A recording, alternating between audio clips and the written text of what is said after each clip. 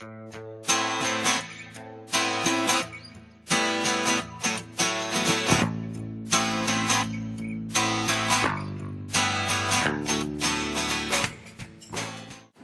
son was killed in a car accident today in a head-on. Drunk driver. Come across and struck your son's car that he was driving. He just left? Yeah, it just happened about a quarter mile away.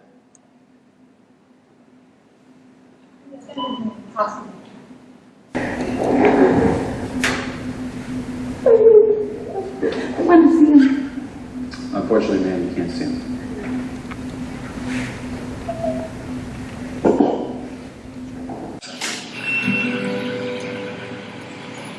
Instagram, Twitter, Facebook. Snapchat? I do Snapchat and drive. Honestly. 21 years old, driving home from my college graduation ceremony.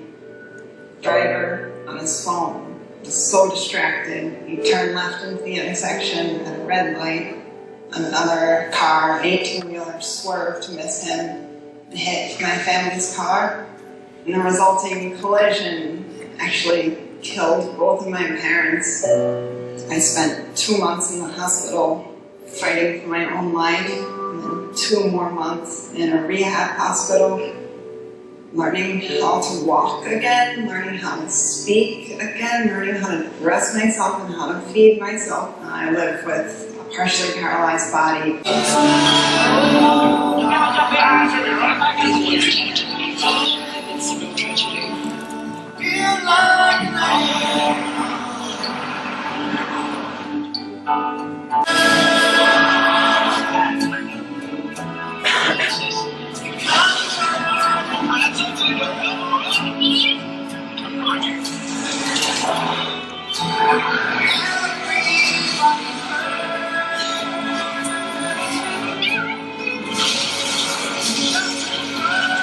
Words of 3 years in jail and over 5 years probation. Do you understand that? For the blood alcohol of .12.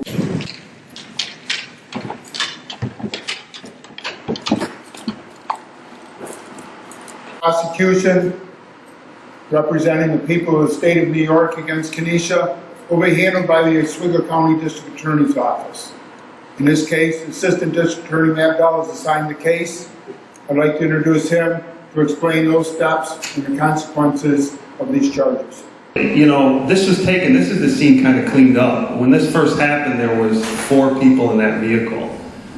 3 of them were drive, but if they'd had anything to drink, if they'd had any drugs at all, not family, and I had been very close with her younger brother and her younger sister, and so I knew her through them, obviously, and Next time you see their friends, we'll chat about it. But I never want them to feel bad for making that call. You need somebody like that. It's not you can count on. They will come pick you up, no questions asked. Because if you hesitate to make that call, you're not going to make it. Please, have a plan. Don't be a drunk driver. I've flown across every time, and I've seen lots of pretty rather be.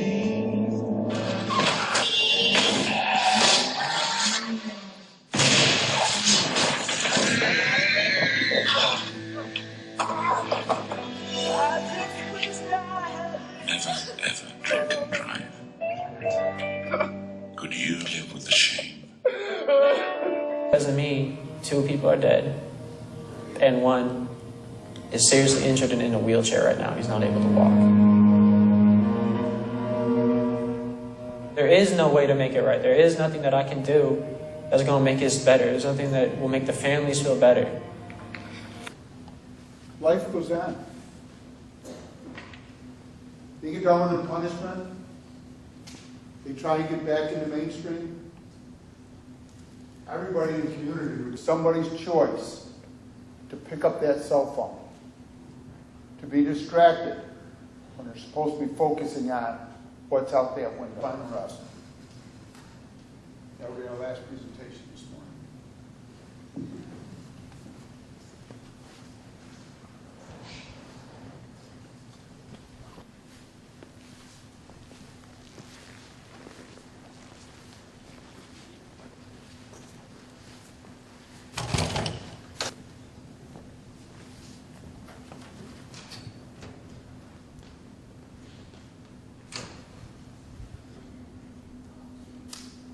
in our house singing loudly. His dad and I would always tell him that we could barely hear him upstairs just so he wouldn't stop. I cannot even face the thought of how quiet our house will be now. I'm hoping that he is happy, hoping there's a big photo booth in the sky with more amazing backgrounds than you can imagine. And I know that everyone he's left behind feels his loss tremendously. But I choose to remember the good times.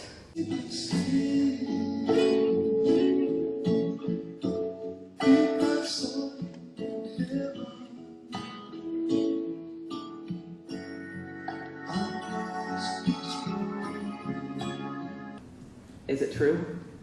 What does it matter? Nothing else seeps through. Others and just having a good time without worrying about the calculated risk that never left. There were 42 days until graduation, and my cousin that I hadn't seen in 8 years was driving over from Massachusetts to see me walk the stage. I was the first in my family to go to college, and they all couldn't wait to see what I did with my life, the one I was so excited to live. I was almost there. I hope someone's there. The worst part is that I was in a rush this morning. As I walked out the door, she said, "I love you, fluent now in the language of grief." Probably about a decade later, my best friend living in Brooklyn comes up to Syracuse for the weekend, says, "Hey buddy, Saturday night, do you have time to get together? I'd like to have dinner. I want to ask you something." Sure. So Friday, there was a motorcycle crash and one victim accident that happened in DeWitt.